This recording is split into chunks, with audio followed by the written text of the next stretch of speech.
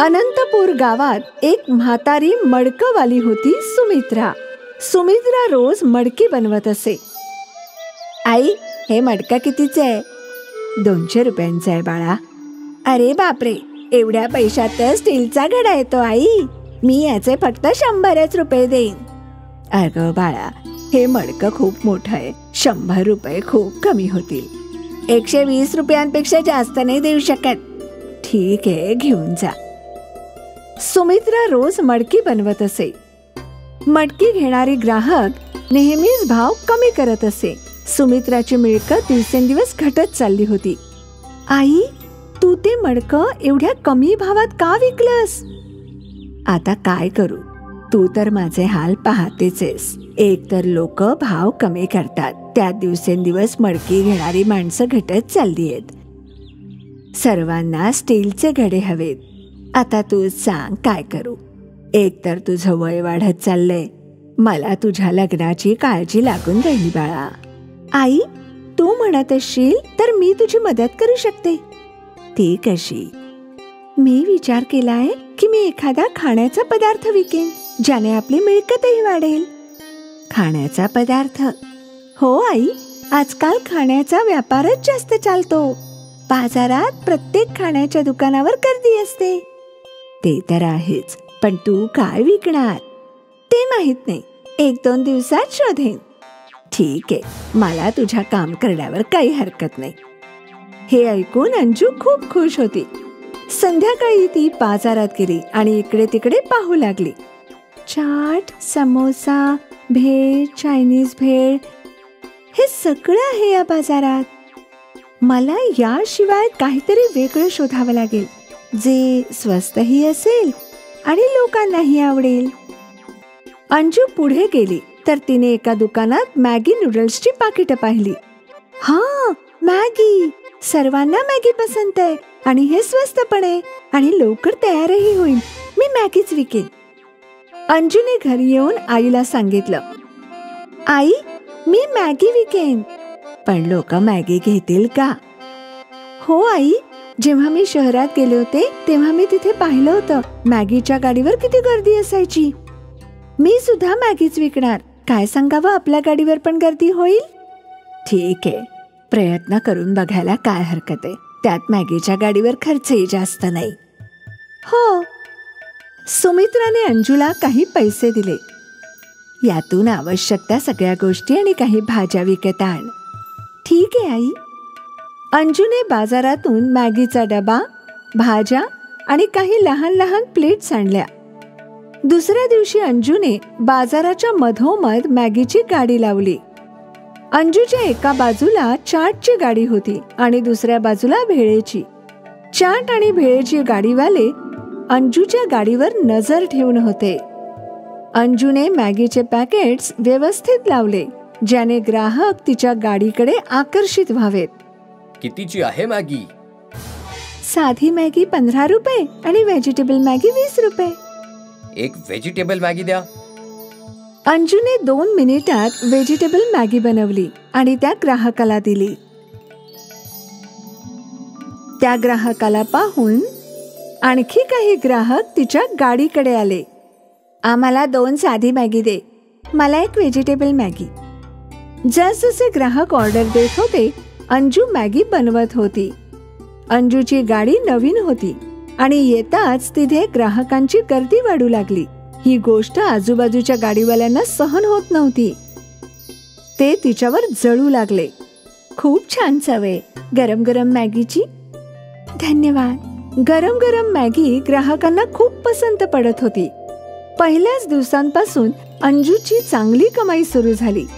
ती खूप खुश होती. अंजूची कमाई पाहून सुमित्राही खूप खुश होती.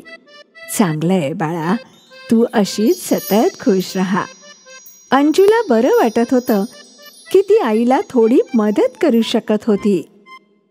नाहीतरी सुमित्राने खूप कष्टाने अंजूला वाढवलं होतं. पुढील अनेक दिवस अंजूची मॅगीची गाडी चांगली चालत होती. तिथे नेहमी गर्दीच पाहायला मिळत असे आणि अंजूची कमाई पण चांगली होत होती. शेजारचे गाडीवाले हैराण होते. एक दिवस काय झालं अंजूने गाडी लावायला सुरुवात केली.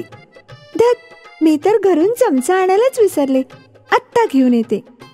अंजू घरी धावत गेली आणि इकडे संधी साधून शेजारच्या गाडीवाल्यांनी तिची भांडी चोरली, तिची कढई आणि प्लेट्स वगैरे.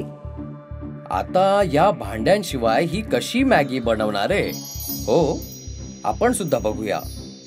जेव्हा अंजू परतली तेव्हा तिचं सामान गायब होतं.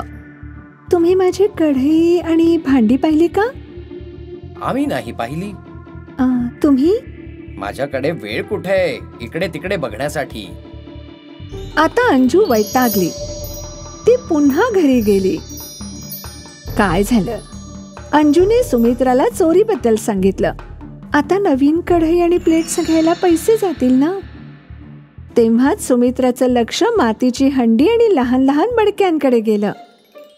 पण तात्पुरता तू याचा वापर करू शकतेस. मातीच्या हंड्यात मॅगी बनव आणि या लहान हंड्यांमध्ये खायला दे. पण आई, आजचा दिवस असं कर, उद्या पाहूया. ठीक आहे. अंजूने ती हंडी आणि लहान हंड्या उचलल्या आणि पुन्हा गाडीवर परत आली आणि तिने तिची गाडी नीट सजवली. यावेळी तिच्या गाडीवर कढईच्या ऐवजी मडकं होतं. आज हे काय नवीन आहे? अंजूला कळत नव्हतं की काय बोलावं. मटका मॅगी. मटका मॅगी? हे काहीतरी वेगळं आहे. मला एक व्हेजिटेबल वाली द्या. अंजूने मातीच्या मडक्यात मॅगी बनवली आणि लहान लहान मटक्यांमध्ये घायला दिलं. त्या ग्राहकाने ती मॅगी खाऊन पाहिली. वा, ही तर कमालच झालीये, आधीपेक्षाही छान. आणखी काही ग्राहकांनी मटका मॅगीची ऑर्डर दिली. अंजू सर्वांना मटका मॅगी खाऊ घालू लागली. ही तर कमालच आहे. खूपच छान. अशी मॅगी मी कधीच नाही खाल्ली. ग्राहकांना मटका मॅगी खूपच जास्त आवडली होती. उद्यापासून आम्ही हीच मॅगी खाऊ. हो, नक्की. अंजूला समजलं होतं की मटका मॅगीच तिची मिळकत वाढवू शकते. तिचे शेजारी गाडीवाले आणखी वैतागले. त्या दोघांनी काय केलं होतं आणि काय झालं? दुसऱ्या दिवशी अंजूची गाडी लागण्यापूर्वीच तिथे ग्राहक उभे होते. अंजूने येताच कामाला सुरुवात केली. आता ती धडाधड मटका मॅगी बनवत होती आणि ग्राहकांना देत होती. पण ग्राहकही खुश होते. अंजूची मिळकत अनेक पटींनी वाढली होती. काहीच दिवसात सुमित्रा पण अंजू सोबत मॅगीच्या गाडीवर काम करू लागली. दोघी आई आणि मुलगी मिळून दिवसभरात हजारो रुपये कमवत होत्या. आता सुमित्राला अंजूच्या लग्नाची काळजी नव्हती. वाटलं नव्हतं की माझी मुलगी इतकी मोठी झाली की मला तिची काळजी करायची गरजच नाही. देवा, तुझे खूप खूप आभार. सुमित्रा आणि अंजू खूप खुश होते, पण तेच अंजूचे शेजारी गाडीवाले खूप दुःखी. आपण काय करायचं ठरवलं होतं आणि काय झालं हे?